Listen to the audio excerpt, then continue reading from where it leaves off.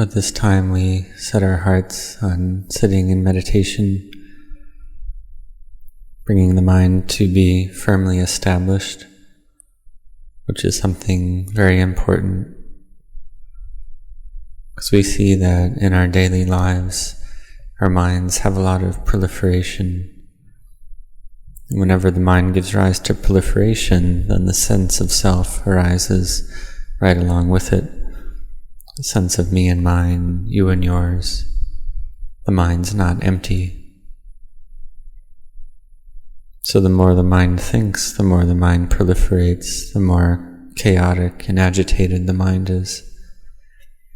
The mind proliferating with regard to the past or future, not being in the present.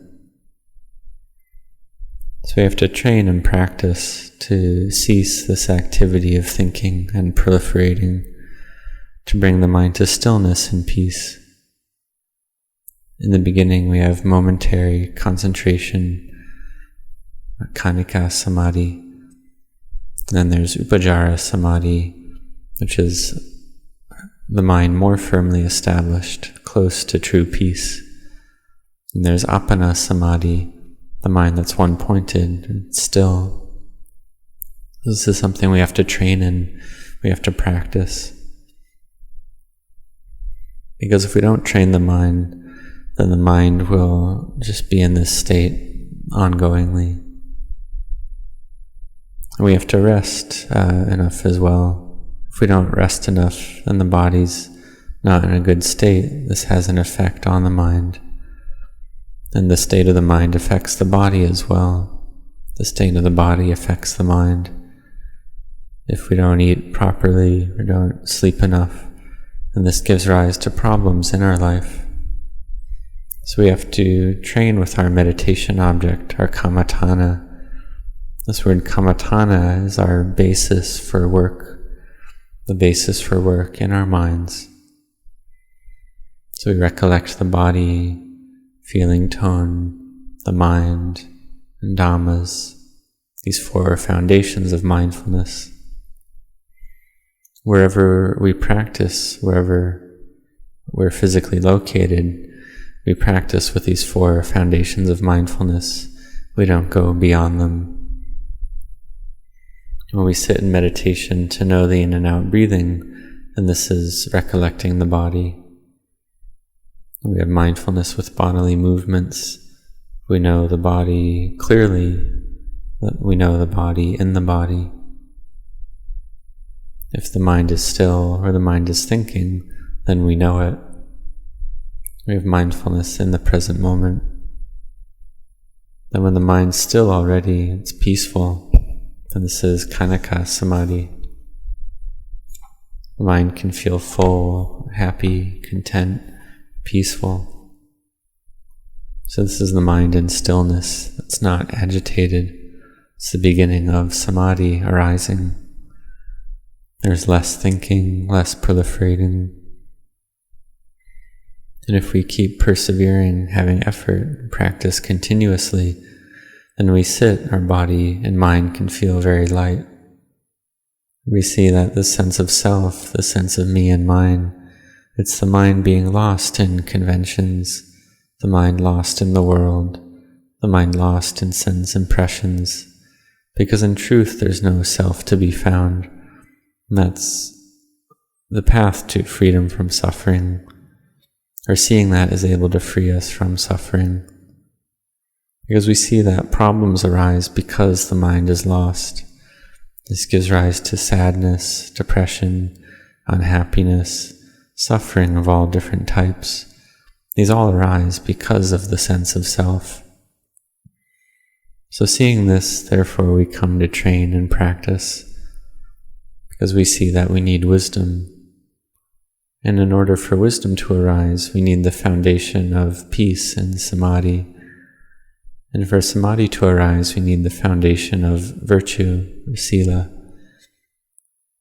So we see that this path of sila, samadhi, and panya, virtue, collectedness, and wisdom, it's the way to bring the mind to freedom from suffering, bit by bit. In the beginning, we see that which ties and binds the heart is this Sakkaya Ditthi, this view of self, personality view, seeing things in terms of me and mine, you and yours. In the beginning, that's the first fetter, the first bind for the heart that we have to try to fix or cure. So we know this already.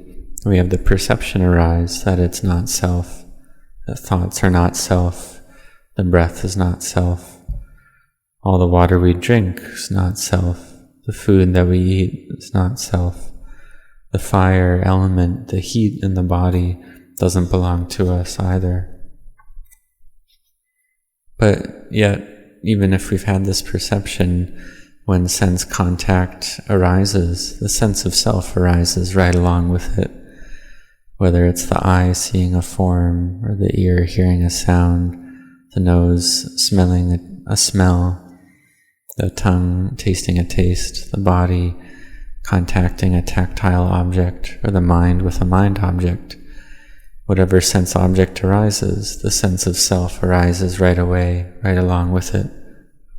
So we have to be careful with this, because the mind that lacks peace and samadhi will chase after these sense impressions. So we have to bring the mind to peace, stillness, and collectedness in order to separate out the mind from these sense impressions, to see that the mind is the mind, and sense impressions are sense impressions. Then it's like oil and water, separated out. If we don't have samadhi, then they become mixed together as if they're the same thing. The mind and sense impressions mixed together. We see it as self. This is a state of agitation. We see that all dhammas arise based on causes. So we have to cultivate the causes for wisdom to arise. Because if we don't practice, then delusion arises. We have sense contact, and then this is the cause for suffering. So we have to cultivate the causes for the end of suffering, for nirodha, in order to achieve this. And to do this, we have to train and practice, have mindfulness in the present moment with our meditation object, our kammatthana, Buddho, Dhammo, Sangho, while walking or sitting. Also the practice of loving-kindness meditation.